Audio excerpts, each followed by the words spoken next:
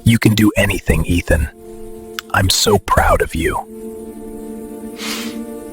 Every child has a dream.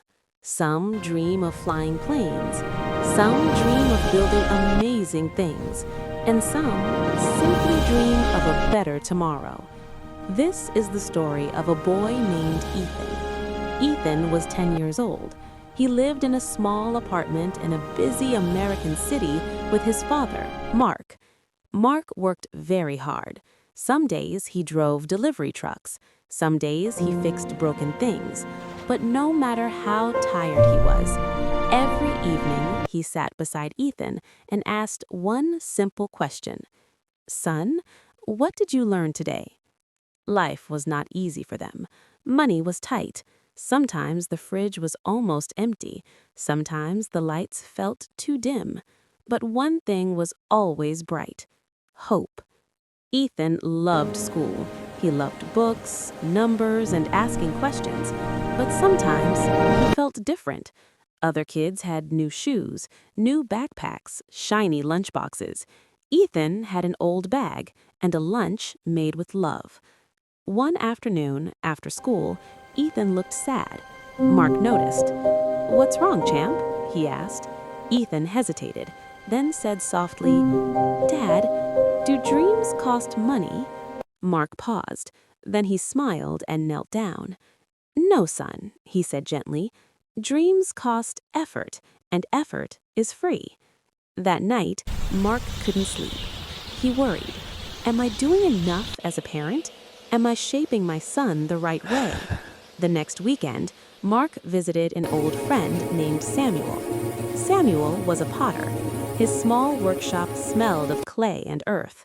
Soft music played in the background. Shelves were filled with beautiful pots, all different, all unique.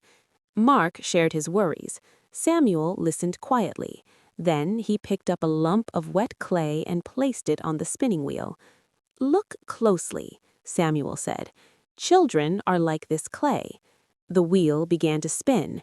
If you press too hard, Samuel pressed firmly, the clay lost its shape.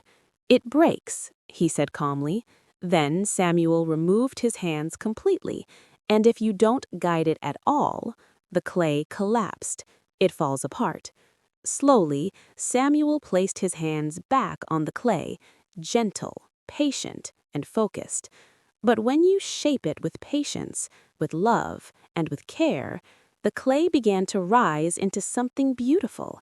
Samuel looked at Mark and said softly, "Children don't need pressure. They don't need perfection. They need gentle hands. Because if you are too harsh, they can break. And if you don't pay attention, they can lose their way." Mark's eyes filled with tears. That day, Mark made a promise. He would shape Ethan's future not with fear, but with love, learning, and example. Days passed.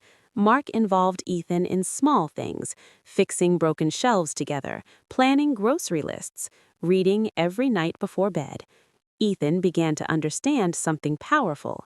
Hard times do not mean weak people. At school, Ethan entered a science fair.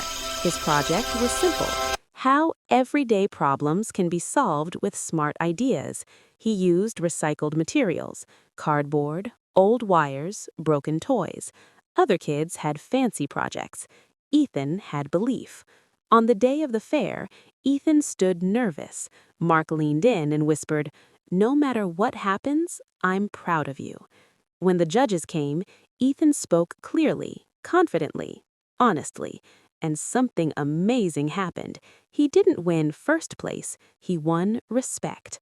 Later, a teacher said, "Ethan, you see possibilities where others see problems." That night, Ethan stood by the window. The city lights sparkled below.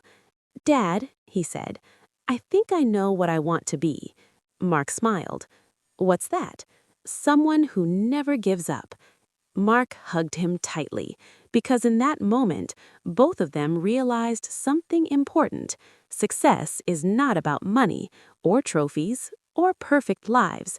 Success is about character, and every child with the right guidance, gentle hands, and patient love can walk toward bright horizons.